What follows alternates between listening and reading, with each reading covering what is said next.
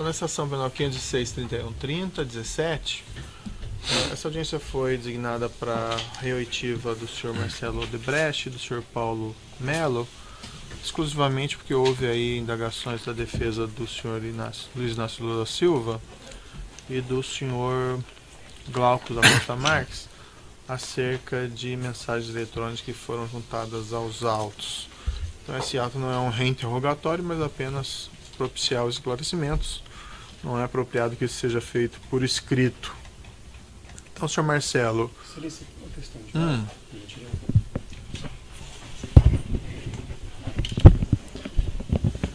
Excelência, pela defesa de Luiz Inácio Lula da Silva, nós pedimos acesso ao notebook do senhor Marcelo Odebrecht e Vossa Excelência deferiu, em parte, o pedido no evento 1568, fazendo constar que deveria ser franqueado acesso tal como requerido pela defesa, embora sem a possibilidade de cópia. Isso já é, na verdade, um cessamento de defesa, porque viola a paridade de armas. Isso, é que, na verdade, esta determinação de Vossa Excelência não foi cumprida pela Polícia Federal. Então nós apresentamos, na data de ontem, uma petição relatando e documentando que a Polícia Federal não nos deu acesso a esse conteúdo.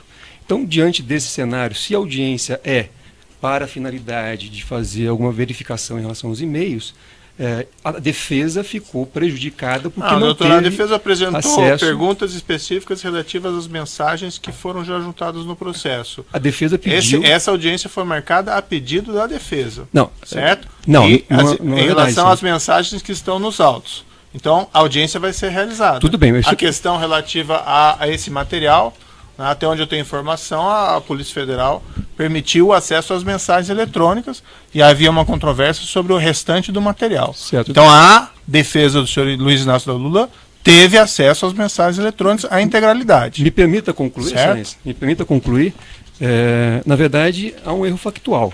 A audiência não foi requerida pela defesa. Não, há um erro da defesa em que pretender apresentar questões por escrito ao senhor Marcelo Odebrecht. Vossa Excelência me permita apenas concluir. Sim. Vossa Excelência pode redarguir, mas me permita, pelo menos, expor o raciocínio. Então, primeiro, nós não requeremos audiência, nós requeremos a verificação da autenticidade do material.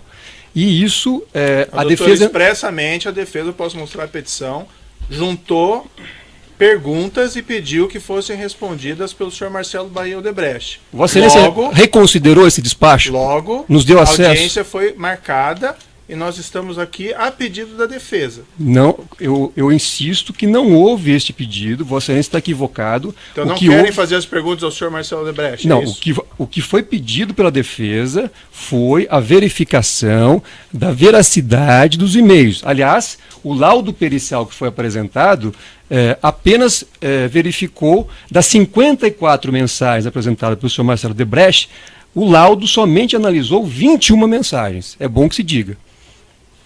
Então há uma falha. Há perguntas ao Marcelo? Não, eu não tenho perguntas porque eu não tive acesso. Eu acho que é um pouco uma brincadeira da defesa. Não, brincadeira não é. A defesa apresenta uma petição com questões escritas dirigidas ao senhor Marcelo Odebrecht, pedindo que sejam respondidas.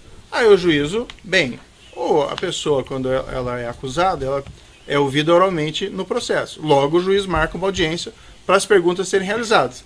Agora a defesa vem e diz que não quer fazer as perguntas. A defesa não teve acesso ao material. Vossa Excelência pode verificar. A defesa já tinha feito as perguntas na petição, está na petição. A defesa necessita ter acesso ao material. Vossa Excelência deferiu. Se Vossa Excelência vai reconsiderar a decisão, não há problema, mas Vossa Excelência deferiu e nós não tivemos acesso, está documentado em e-mails trocados com o agente da Polícia Federal. As mensagens estão nos autos. Nós pedimos e Vossa Excelência... E a defesa fez as perguntas, as mensagens estão nos autos. Tudo bem. Então, se Vossa Excelência vai... Eu pedi acesso à íntegra. Pelo que eu entendi, a defesa não tem perguntas. Eu não posso permitir que sejam selecionadas mensagens e a defesa não tem acesso à íntegra.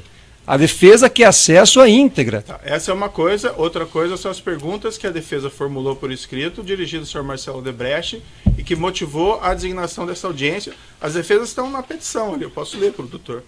Se é a dificuldade para fazer sem acesso. Vossa Excelência tem sempre gentis palavras a dirigir a defesa, mas não, eu só não acho que eu devo perder tempo designando uma audiência a pedido da defesa e depois a defesa entender que não tem perguntas. Só isso. Eu insisto, a defesa fará perguntas quando tiver acesso ao material. Está documentado que a defesa não teve acesso ao material.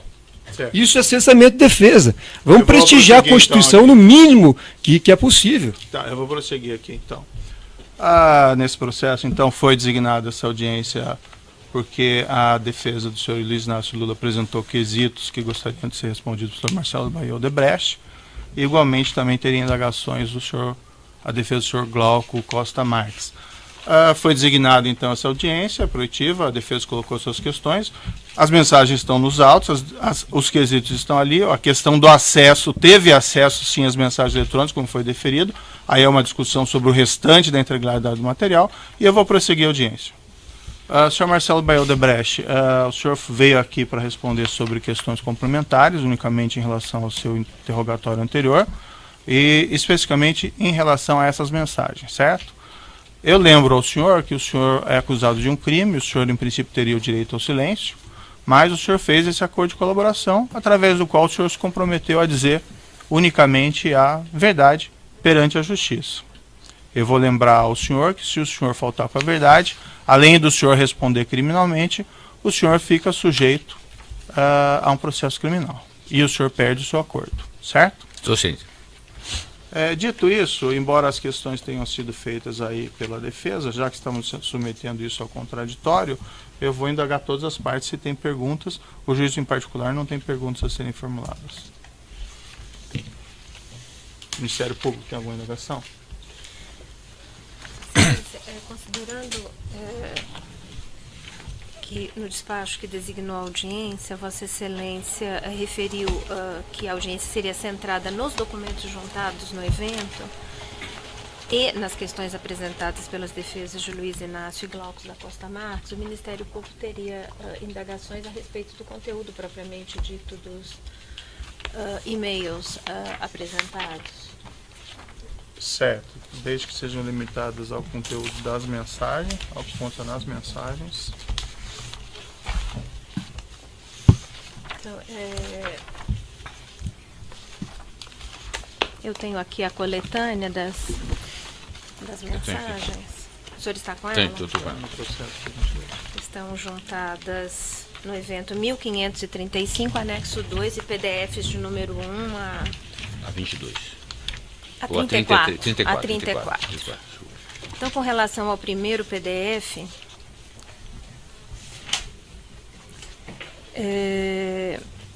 PDF, então, número 1, mensagem do dia 7 de julho, reunião, sua secretária, né, Darcy Luz, informa ao senhor sobre reunião agendada com o senhor Bunlai, e o senhor, então, registra ok, PM vai estar. O senhor poderia esclarecer?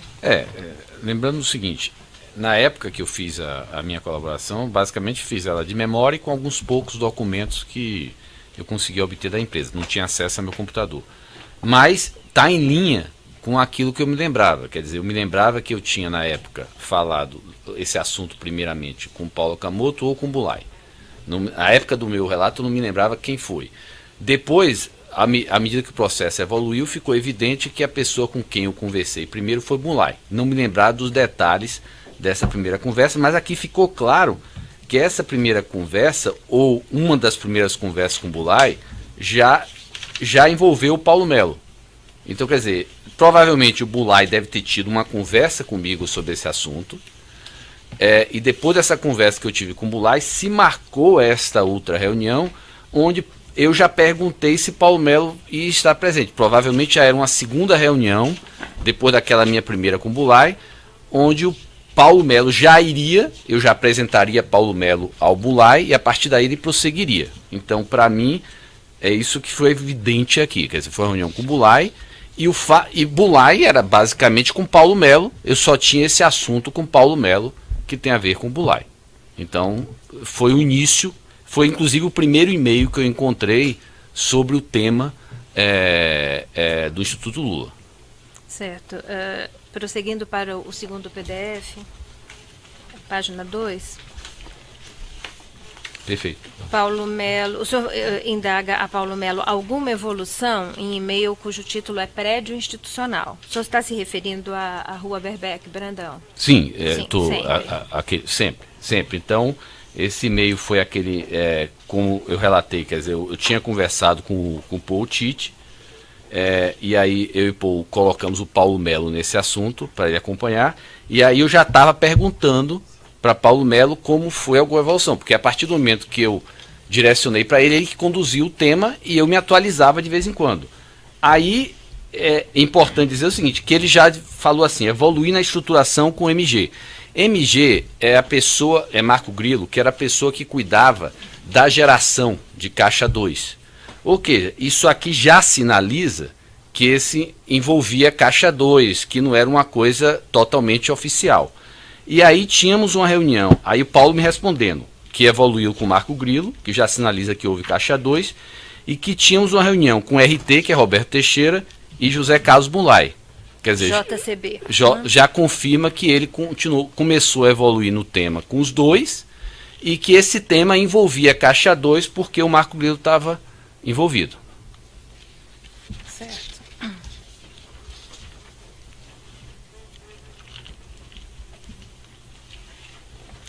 O Roberto Teixeira pediu esse adiamento da reunião? O senhor falou diretamente com ele? Não, eu digo, esses detalhes eu não me lembrava. Lógico que fica claro por esse e-mail que, na verdade, eu estava perguntando como é que o assunto estava indo e, na verdade, Roberto Teixeira falou com o Paulo. É aquela parte. Provavelmente eu perguntei, logo depois eles tiveram a reunião. Quer dizer, esses detalhes aí eu não me lembrava. Quer dizer, a partir daí o tema foi conduzido por Paulo, com Roberto Teixeira e José Carlos Bulay. Em vários e-mails fica claro, por exemplo... José Carlos Bulay, em alguns e-mails aparece como Bulay, em outros aparece como agricultor, em outros aparece como pecuarista. O Roberto Teixeira aparece como RT ou advogado. Então, em vários momentos, eu, na verdade, perguntando a Paulo como o assunto evoluiu. Paulo conduziu esse assunto com Roberto Teixeira e Bulay. Eu, na verdade, nem me lembrava que Bulay... eu me lembrava que Roberto Teixeira conduziu esse assunto, mas eu pensei que Bulay tinha falado no início e depois se desligado do tema. Mas ficou evidente pelos e-mails que Bulay foi até o final desse assunto, ou seja, aí faz parte do processo de marcar reunião, cancelar, teve várias reuniões, vários processos nesse processo, entendeu? Aí o detalhe do que foi tratado em cada reunião, acho que o Paulo é que pode responder. Pois não. Seguindo para a página 3, PDF 3. O senhor pergunta, há um outro assunto aqui em pauta nesse e-mail, mas o senhor pergunta a propósito... o pecuarista e advogado evoluíram em algo? E Paulo Melo responde, ele está fora do Brasil, o advogado teve apendicite, ficou fora do ar a semana toda, já temos a estrutura ajustada para apresentar-lhe e a pessoa que irá dar o suporte técnico. Estamos aguardando só ser acionados, o que deve ocorrer na quarta-feira. O senhor responde, ok. Essa estrutura ajustada, Paulo Melo está se referindo a quê? Provavelmente já deve ser pensando no envolvimento da DAG. Eu não sei, aí o Paulo Melo que... Não me lembro exatamente disso aqui. Quer dizer, claramente é a evolução do tema e ele preparou alguma coisa para apresentar para o Roberto Teixeira e o Bulay de como é que a coisa ia ser estruturada, como ia ser a compra, como ia ser depois o processo. Eu não me lembro exatamente disso aqui, mas ficou claro pelo e-mail que era isso. Esse e-mail é do dia... os e-mails estão exatamente na sequência, estão né? Em sequência, fica fácil de ver porque são em sequência. O PDF 4 é um e-mail do dia 27 de julho. Que é 8 dias depois. 8 dias depois. E nele, então, Paulo Melo diz ao senhor, Marcelo, já conversei com o responsável pela empresa que irá nos apoiar e está tudo ok. Claramente, Dermeval Guzmão, quer dizer, ele já tinha conversado com Dermeval Guzmão e que estaria tudo ok em prosseguir da maneira que a gente estruturou. Certo. Estamos aguardando o advogado disponibilizar a documentação do imóvel para proceder à due diligence. Esse é um ponto importante, porque eu disse no meu depoimento que esse assunto da compra do terreno, ela veio como um pacote fechado pelo Roberto. E fica evidente em vários e-mails aqui que, de fato, todas as informações sobre vendedor, sobre documentação, tudo veio do Roberto Teixeira. Quer dizer, nós recebemos esse pacote fechado. E então, na verdade, ele, Paulo, estava aguardando o Roberto Teixeira disponibilizar toda a documentação do terreno e tudo mais. Já avisei a JCB que precisamos receber mensagens nos autorizando a ir em frente conforme orientado por você. Esse é outro ponto que eu acho importante, porque fica evidente também o seguinte, aquilo que eu falei no meu depoimento, que eu avisei a Bunlai, e tinha avisado também a Paulo Okamoto, que eu não faria nada sem autorização do italiano. Em outros e-mails fica evidente isso, quer dizer, por quê? Porque o dinheiro ia sair, no final das contas, da conta do italiano. Então aqui, em vários e-mails fica evidente que toda hora que o Roberto Teixeira ou o Bunlai falavam com o Paulo, o Paulo avisava que tem que buscar autorização. E eu ia e buscava a autorização do Palocci. Então qualquer coisa tinha que ter autorização. Aqui fica bem claro isso. Seguindo nos PDF 5 e 6, existe aqui uma troca de mensagens entre o senhor e Paul Altite. Precisava me aprofundar com vocês, do dia 13 de agosto, precisava me aprofundar com vocês nas dificuldades, riscos que estão vendo para o prédio Instituto. O advogado foi se queixar em cima e teremos em breve uma reunião, eu, mais Rodrigo e você, italiano e advogado. Mais uma vez confirma aqueles pontos que eu falei no depoimento. Quer dizer, o primeiro ponto, essa questão de dificuldades e riscos, é aquele e-mail que até foi nos autos anteriormente, que onde o nosso pessoal da área imobiliária identificou os riscos da transação. Tem até um e-mail depois. E aí eu levei esses riscos da transação para o Palocci e disse, Palocci, tem todos esses riscos que pode ocorrer da transação não sair, porque o pacote veio do Roberto Teixeira cheio de buracos. Esse é um ponto, quer dizer, isso aqui fica claro que essa conversa que ia ter com o Palocci era sobre aquele tema dos riscos envolvidos na transação imobiliária. E o advogado foi se queixar em cima, foi aquele ponto que eu falei, que é o seguinte, que ele já foi se queixar que eu estava criando dificuldade. Porque quando a gente veio com essa história dos riscos imobiliários, aí o advogado já foi dizer lá para o Lula, para a dona Marisa, que era Marcelo normalmente criando o caso, dificultando as coisas. Então foi aquele negócio que no final até eu e Palocci, vamos em frente, porque senão vão dizer mais uma vez que é Marcelo dificultando as coisas, entendeu? Então foi isso aí. Quer então dizer, aqui em cima é o ex-presidente Lula e Marisa Letícia. Exatamente. Era o advogado, quer dizer, quando eu mencionei, foi o Roberto Teixeira indo se queixar Lula e Marisa que Marcelo está criando caso para fazer uma coisa a pedido do presidente. Que foi aquilo que eu falei no depoimento, que sempre tinha esse problema, que eu criava o caso, aí o presidente ia e meu pai intercedia e a gente acabava tendo que fazer. O Paul Altite responde ao senhor, volto a insistir o que tenho dito ao Grilo e ao Paulo. A relação do cliente com o proprietário estruturado do ativo precisa ser a prova de fogo, não pode deixar rastro óbvio. Que era a preocupação desde o início, de a gente não que por isso até a ideia de que esse assunto evoluísse com a DAG, porque nós não queríamos ficar exposto. Mas também, ao mesmo tempo, nós tínhamos preocupação em não expor desnecessariamente a DAG. Então, isso é uma preocupação Quando ele que diz tinha. a relação do cliente, ele está se referindo, então... A relação do cliente ele está servindo ao Instituto Lula. E o proprietário estruturado é a DAG. É a DAG. Nesse mesmo PDF, aí, no mesmo contexto, o senhor encaminha mensagem a Paulo Melo, precisava me aprofundar com vocês, essa já é a mesma. É a mesma, porque na verdade é a mesma replicada aquela para ele resposta, separadamente. cada um respondeu de uma maneira diferente. Separadamente. A resposta do Paulo Melo é ok. Quando você puder, na verdade temos poucos dados, o advogado ficou de nos contatar para passar a documentação, Exato. Está se referindo a Aqui, Roberto Teixeira, como o senhor já disse. Exatamente.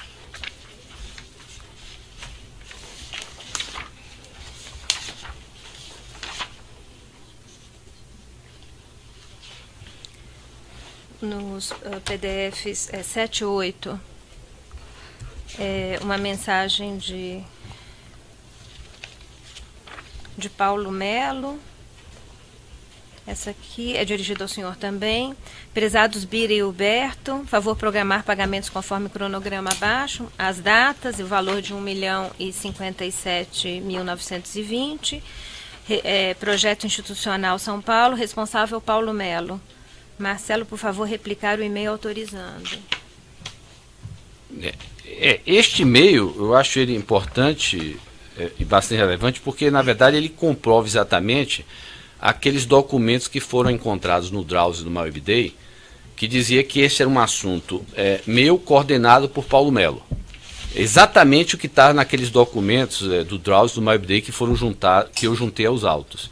Eu não me lembrava desse e-mail na época, entendeu? Mas ficou agora mais fácil ainda de ver. E este e-mail, ele claramente em cima, ele diz o seguinte, que é uma conta de HS, que é uma conta de Huberto Silva, e debita 3 fontes distintas. Porque naquela época a planilha italiano, ela só tinha 3 fontes, ela ainda não tinha a 4ª fonte, que era o HV, que só foi feito depois. Ela tinha uma conta que era BK, LM e BJ, que eu já expliquei. Aí, Excelência, me permite só um ponto que eu acho importante aqui, que é o seguinte, quando é muita dificuldade para fazer essas pesquisas, o senhor, para ter, eu peguei, eu não imaginava, na verdade, quando eu recebi esse computador, eu tive acesso a ele 2 semanas antes de sair da custódia, tá? E aí, quando eu vi a quantidade de informação, e pelas limitações da custódia de ter acesso ao computador, eu disse, vou deixar para receber em casa. Quando eu recebi em casa, já era final então de dezembro, o que aconteceu? Eu vi que com o programa que veio da PF, que ele cria vários processos de log para você garantir a veracidade, ia ser basicamente impossível fazer uma pesquisa, porque estavam falando mais de 600 mil documentos. Por quê? Porque a PF ela conseguiu recuperar tudo que foi apagado desde 2002 do computador. Aí eu disse, olha, não dá.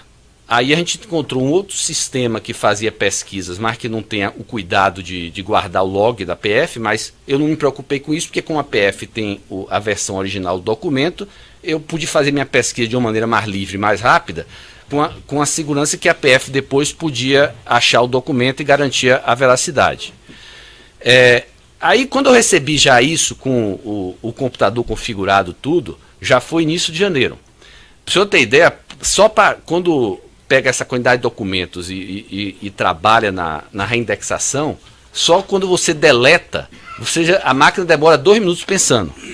Então, bom, quando eu recebi isso, eu disse, olha, talvez um atraso aqui ocorreu por causa da decisão errada minha, eu disse, olha, em vez de eu começar a pesquisar, eu vou eliminar primeiro os documentos que eu tenho certeza que não vai ter, para eu trabalhar sobre uma base menor.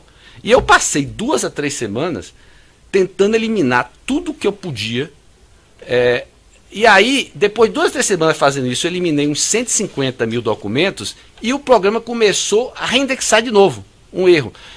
Na prática, eu comecei então a ter que fazer a pesquisa já em final de janeiro. Por isso que os primeiros e-mails eu acabei entregando só no início de fevereiro. Por isso que eu juntei aos autos os primeiros e-mails que eu encontrei no início de fevereiro. Depois que eu juntei esses e-mails, e é um processo difícil, é que eu me lembrei que eu tinha, a pesquisa você faz com o nome, vai para isso. Aí eu me lembrei depois que, mas eu acho que eu me lembrei dos e-mails que eu passava para o Brani. Aí foi que eu fiz uma segunda pesquisa com os e-mails que eu passava para o Brani, e eu localizei aqueles e-mails que o senhor acabou, mas eu queria explicar o porquê. Aqueles e-mails que eu juntei no dia 28, quer dizer, já depois, porque eu na verdade, eu juntei ao processo do sítio, porque como esse assunto estava avançado, eu já tinha juntado esses e-mails, eu disse, vou juntar o sítio, como o assunto aqui está avançado, eu não vou juntar mais nada a esse processo. Aí quando o senhor tomou a decisão de fazer esse novo reinterrogatório e fazer a veracidade dos e-mails, foi que aí eu pedi, então deixa eu pegar aqueles e-mails que estão no sítio, que eu acho relevantes, e juntei. Porque, por exemplo, naqueles e-mails que eu achei, ele já deixa explicitado que a conta é italiano. Não aparece HS manteve. Tem um outro e-mail lá que aparece que a conta é italiano.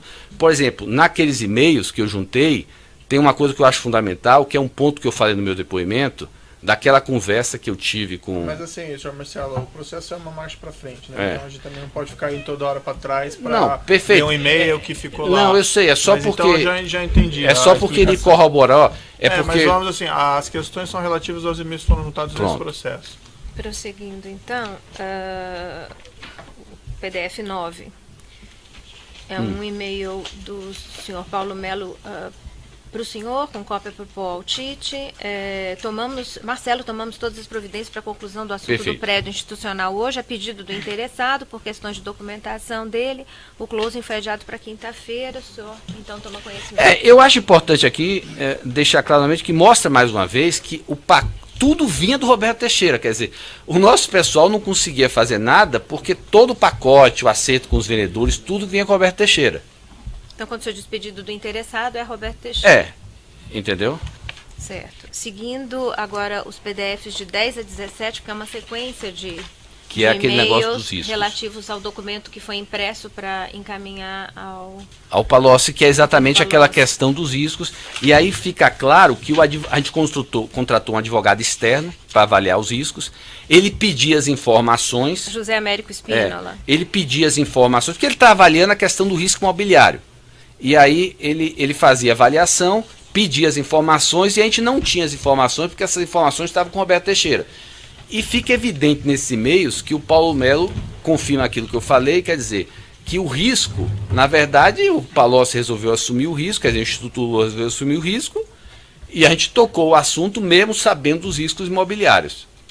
Quando diz o risco de aquisição é 100% dele, o senhor está se referindo Eu estou me referindo ao cliente. Ao cliente, que é o Instituto Lula. O Instituto Lula e Roberto Teixeira.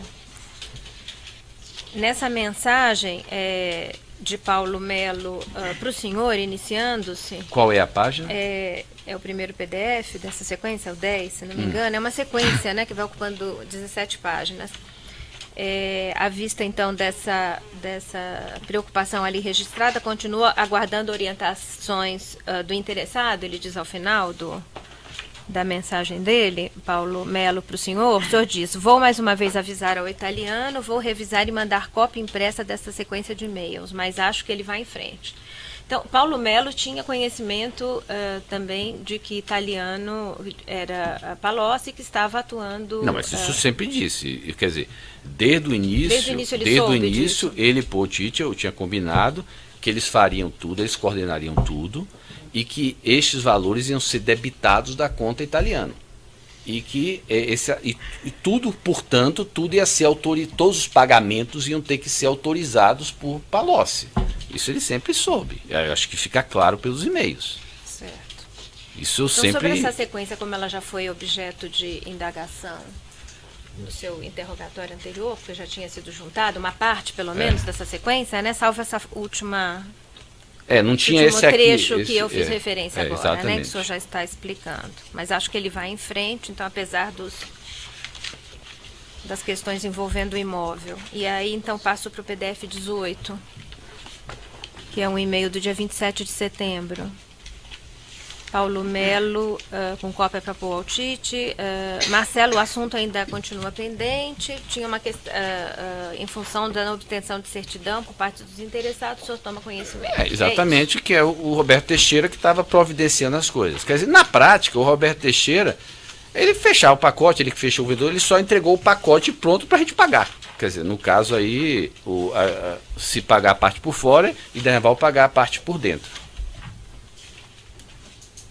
O senhor diz a parte por dentro, a parte oficial? A parte oficial, quer dizer, ficou claro que a parte oficial, eu não me lembrar detalhes, mas ficou evidente nesse processo que a parte por dentro oficial foi absorvida por Derneval e pela DAG, e a parte por fora foi aquele valor que foi pago a Beluga, a Jama, e depois teve outros valores. Mas para pagamento dessa parte por dentro, houve a remessa de recursos para a DAG.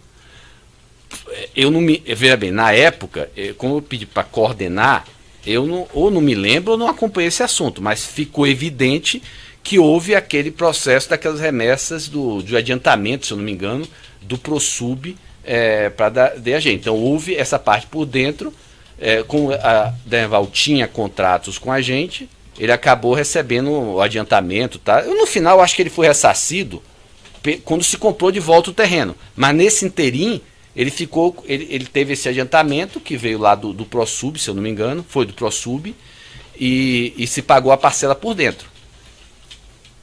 Certo. Que, na verdade, a cabeça daquele processo, desde o início, era o quê? Denival compraria, Denival construiria o terreno, e ele venderia esse terreno, alugaria com um build to suit para o Instituto Lula. Essa era a cabeça. Quer dizer, ele seria ressarcido depois pela doação que iria ser feita ao Instituto, e o Instituto compraria. Mas na prática, a gente precisava garantir a ele que, se isso não ocorresse, o que acabou não ocorrendo, quer dizer, ele teria. E aí teve esse adiantamento, que eu acho que deu fôlego a ele, mas lá na frente o valor inteiro acabou sendo pago quando a empresa recomprou dele, né? Tá, eu vou interromper um minuto pelo tamanho do áudio, pode.